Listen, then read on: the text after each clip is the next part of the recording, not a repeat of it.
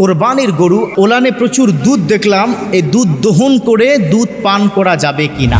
এরপরের প্রশ্ন হচ্ছে, আমরা কয়েকজন শরিক মিলে পশু ক্রয় করেছি, হঠাৎ করে একজন মারা গেছে, ইন্না লিল্লাহি ওয়া ইন্না ইলাইহি রাজিউন, এখন কি করব।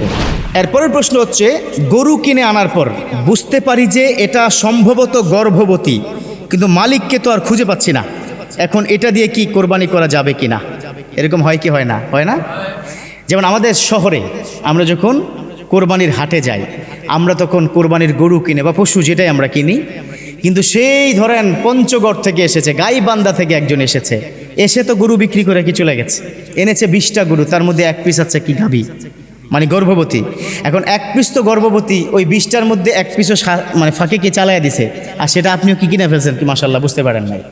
তো যেহেতু আপনি কিনে ফেলেছেন, ওই ব্যক্তিকে কিন্তু আপনি আর খুঁজে পাচ্ছেন না, এখন আপনি কি করবেন? ইসলাম কত চমৎকার সমাধান দিয়েছে, কত সুন্দর সমাধান দিয়েছে। ইসলাম বলে দিয়েছে, যদি আপনি বুঝতে পারেন যে গর্ভবতী, তাহলে সেটা আপনি সবার আগে চেক আপ করাবেন। গর্ভবতী কিন্তু চেক করা যায়, মানুষ যেরকম গর্ভবতী যেরকম চেক করা যায়, একটা পশুর তার পেটে বাচ্চা আছে কিনা এটাও কিন্তু চেক করা যায়। এখন অনেক আধুনিক আল্ট্রা মডার্ন আমরা হয়ে গেছি, আমরা চেক করব। ইসলাম এক্ষেত্রে দুটো সমাধান দিয়েছে, সেটা হচ্ছে কোরবানি করা কিন্তু জায়েজ আছে, তবে হ্যাঁ, যদি আপনি কনফার্ম হন যে এটা গর্ভবতী, অ্যাজ এ হিউম্যান বিং একজন গর্ভবতী একটা পশুকে জবাই করা, এটা তো ভাই এটা কিন্তু একজন মানুষ পারে না, এটা কি সম্ভব বলেন? তার পেটে একটা বাচ্চা আছে, অ্যাজ এ হিউম্যান বিং একটা মানবতা হিউম্যানিটির কথা চিন্তা করে আপনার যদি সক্ষমতা থাকে আরেকটি পশু ক্রয় করার, আপনি এটা কি করবেন? এটা কোরবানি করবেন না, প্রয়োজনে পরের বছরের জন্য এটা আপনি কি রেখে দিবেন, এটা বাচ্চা প্রসব করবে। কিন্তু এখানে একটা মাসালা আছে, হুজুর অসুবিধা না, আমি একটা কিনবো, বাচ্চাও প্রসব কি করেছে, এখন কি করব। ইসলাম বলেছে, যেহেতু ওই বাচ্চা তার পেটে ছিল, আপনি বাচ্চা সহকারে কিনেছেন, দুটোকেই পরবর্তী বছর কোরবানি কি দিতে হবে। সুবহানাল্লাহ পড়েন। কি আপনারা কি রাগ করেছেন? হ্যাঁ, যে হুজুর এটা কি কাজ করলেন? না, এটাই ইসলাম। আপনি যখন কিনেছেন, বাচ্চার কি দাম কি দিয়েছেন? আপনি একসাথে তো কিনেছেন নাকি? যেহেতু আপনি একসাথে কিনেছেন, ওই বিধান কোরবানির জন্য আপনি কিনেছেন, এবছর আপনি কি দিলেন না, আগামী বছর দুটোকেই আপনাকে কোরবানি করতে হবে, এটাই হচ্ছে ইসলামের বিধান। এবার আসুন, আপনি হয়তো মনে মনে ভেবেছেন, হায়রে পেটটা তো একটু বড় বড় মনে হচ্ছে, এটা কি আসলে গর্ভবতী কিনা, কনফিউশন আপনার মধ্যে কাজ করছে। এর মধ্যে তো কোরবানির দিন চলে আসলো, আপনি জবাই করে দিলেন, পেটটা খোলার পর দেখলেন একটা ফুটফুটে বাচ্চা। যদি সেটা জীবিত থাকে, ইসলাম বলেছে, খুব মনোযোগ, জীবিত থাকলে দুটো বিধান। যদি জীবিত থাকে, আর যদি আপনি মনে করেন জীবিতটাকে জীবিত রাখার সুযোগ আছে, অনেক সময় মা যদি মারা যায় তখন কিন্তু বাচ্চার প্রতি একটা ইফেক্ট হয়, ও বাচ্চা বেশি দিন কি বাঁচে না। যদি আপনার কাছে মনে হয়, একজন ডক্টর এনে খুব তাড়াতাড়ি বলবেন এটা কি বাঁচবে কি না, যদি সে বলে হ্যাঁ এটা বেঁচে যাবে, তাহলে এটাকে রেখে দিবেন আগামী বছরের জন্য। এক, আর যদি এটা মনে করেন জীবিত থাকার সুযোগ খুব একটা নেই, তাহলে বাচ্চার মানে মায়ের সাথে বাচ্চাকেও কিন্তু জবাই করতে হবে, যদিও এটা আনহিউম্যানিটি কি মনে হয়, তো এটাই হচ্ছে ইসলাম। তবে হ্যাঁ, এই বাচ্চার গোশত আপনারা খেতে পারবেন না, এটা দিয়ে দিবেন কাকে? গরিবদেরকে আপনি বন্টন করে দিবেন। তবে গর্ভবতী, আমার কাছে পার্সোনালি আমার কাছে মনে হয়, যদি এরকম হয়, those people are watching me right now, I would like to request all of you, যদি গর্ভবতী কোনো পশু যদি আপনি ক্রয় করে থাকেন, প্লিজ আমি পার্সোনালি বলবো আপনি জবাই করবেন না, প্রয়োজন আরেকটা পশু আপনি ক্রয় করে সেটার দিয়ে আপনি কোরবানি করবেন। আল্লাহ পাক আমাদেরকে মানুষের প্রতি যেরকম আমরা কি দয়া দেখায়, সেরকমভাবে যেন আমরা পশুর প্রতিও কি দয়া দেখাই, তাহলে আল্লাহ পাক আপনার প্রতি দয়া দেখাবে। আল্লাহ কবুল করুন, আমিন। এর পরের প্রশ্ন হচ্ছে, শায়েক আমি কোরবানির হাট থেকে গরু ক্রয় করেছি, কিন্তু গরুটা গাভী ছিল, তার ওলানে প্রচুর দুধ দেখলাম, এই দুধ দহন করে দুধ পান করা যাবে কি না।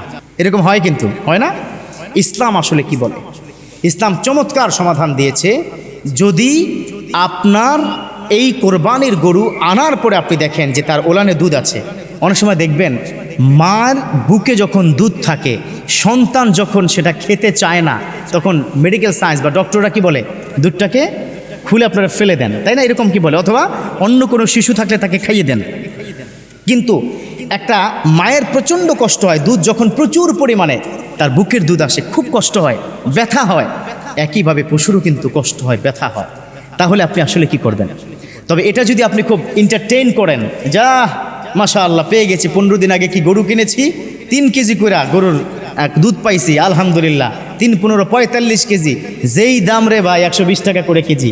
তাহলে এই চান্সে আরও 3-4 হাজার টাকার কি করলাম, চান্স আমরা কি পেয়ে দুধ খেলাম। খবরদার, ইসলাম যেটা বলে আপনি কোরবানি করার জন্য করেছেন, আপনি দুধ খাওয়ার জন্য করেন নাই। ইন্নাস সালাতা ওয়া নুসুকি ওয়া মাহইয়ায়া ওয়া মামাতি লিল্লাহি রাব্বিল আলামিন। কোরবানির জন্য আপনি করেছেন, দুধ খাওয়ার জন্য আপনি করেন নাই। এজন্য আপনি দুধ খেতে পারবেন না। হুজুর, তাহলে কি দুধ দহন করতে পারবো? ডেফিনেটলি আপনি দুধ কি দহন করবেন, কিন্তু আপনি সেটা করতে পারবেন না। তবে হ্যাঁ, যদি এরকম হয় যে কোনো কারণে আপনি দুধটা দহন করতে হবে, অনেক সময় আপনি দেখবেন ঠান্ডা পানি ছিটালে ওই ওলানের মধ্যে সে কিন্তু আর দুধ বের হবে না। কথা কি বুঝতে পেরেছেন? একটু প্র্যাকটিস করে কি দেখেন। যদি এমন হয় যে প্রচণ্ড ব্যথা, একজনকে ডক্টর এসে বললো, আরে আপনি তো পশুকে কষ্ট দিচ্ছেন, তার দুধটা দহন করে দেন, তাহলে আপনি খাবেন না, এটা আপনি সদকা করে দিবেন। সদকা করে দিলে সওয়াব দিবেন। একজন চিৎকার করে বলুন, তিনি কে? আল্লাহ রাব্বুল আলামিন, তিনি দিবেন। আপনি সদকা করে দিবেন, কিন্তু আপনি খেতে পারবেন না। এটা গরিবের জন্য সদাকা, এটা আপনার জন্য নয়। অতএব আমরা গরু ক্রয় করেছি কিসের জন্য? কোরবানির জন্য, দুধ খাওয়ার জন্য নয়। ইসলাম এটাই চূড়ান্তভাবে কি বলে দিয়েছে, আপনাকে অবশ্যই ওই কোরবানির গরুর দুধ আপনি দহন করতে পারবেন, কিন্তু সেটা গ্রহণ করতে পারবেন না, সেটা সদাকা করতে পারবেন, গরিব মানুষকে দিতে পারবেন, বাট আপনি এক ফোঁটা দুধও খেতে পারবেন না। এটাই হচ্ছে ইসলাম। আল্লাহ পাক এভাবে আমরা ইসলামকে চমৎকার করে মেনে বিশ্বনবীর বিধান অনুযায়ী চলে আমরা যেন কোরবানি করতে পারি। কোরবানির সামান্য একটু ভুলের কারণে যদি আপনার কোরবানিটা নষ্ট হয়ে যায়, কত বড় ক্ষতি হয়ে যাবে না বলুন তো? এজন্য আমরা কিন্তু খুঁটিনাটি বিষয়গুলো জানতে চাইব। আল্লাহ পাক আমাদেরকে চমৎকার করে কোরবানিটা আদায় করার হক অনুযায়ী কামা হাক্কাহু করার তৌফিক দান করুক, করুন আমিন। এরপরের প্রশ্ন হচ্ছে, আমরা কয়েকজন শরিক মিলে পশু ক্রয় করেছি, হঠাৎ করে একজন মারা গেছে, ইন্না লিল্লাহি ওয়া ইন্না ইলাইহি রাজিউন, এখন কি করব? এরকম হয় না? মানুষের হায়াত, মৌত, রিজিক, দৌলত সব কিছু, everything is depends on Almighty, সব আল্লাহর হাতে। আল্লাহ যখন যাকে যেখানে চান সেরকম কিন্তু হয়ে যায়।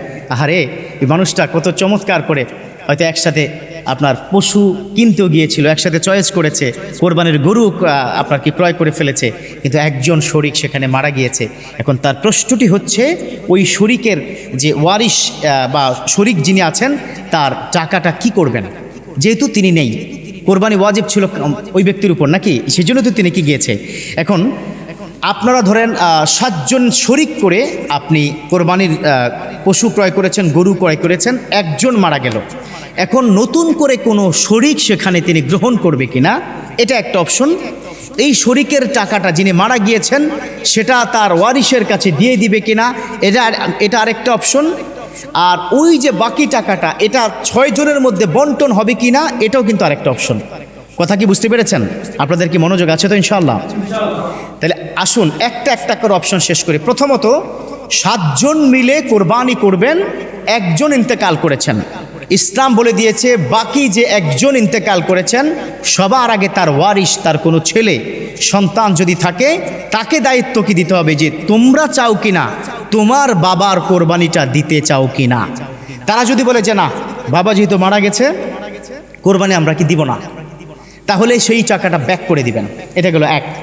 নাম্বার 2, তারা যদি বলে যে না, আমার বাবার কোরবানি যেহেতু নিয়ত করে ফেলেছে, তার জন্য ওয়াজিব ছিল, এই টাকা আমরা ব্যাক করতে চাই না, আমি প্রয়োজনে আপনাদের সাথে থাকবো, কোরবানিটা হয়ে যাক, তাহলে তার জন্য কোরবানিটা হয়ে যাবে। তিনি যদি ব্যাক চান, তাকে টাকা ব্যাক করতে বাধ্য আপনি। এখন আসেন, তৃতীয় কোনো শরিক আপনি গ্রহণ করতে পারবেন কিনা।